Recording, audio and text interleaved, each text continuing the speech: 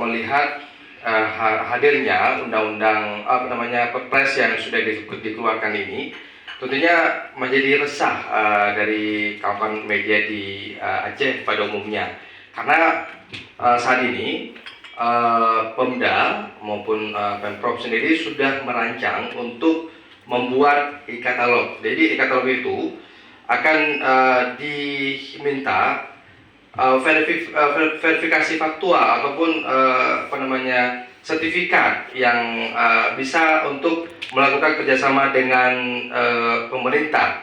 Nah, seharusnya seperti apa? Apakah verifikasi ini memang untuk bekerjasama seperti itu, dan media-media yang belum terverifikasi ini kan supaya bisa untuk juga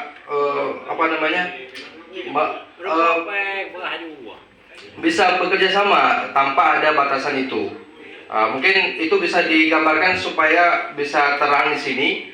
Apakah verifikasi itu kewajiban atau hanya untuk platform yang sudah disampaikan tadi? Terima kasih.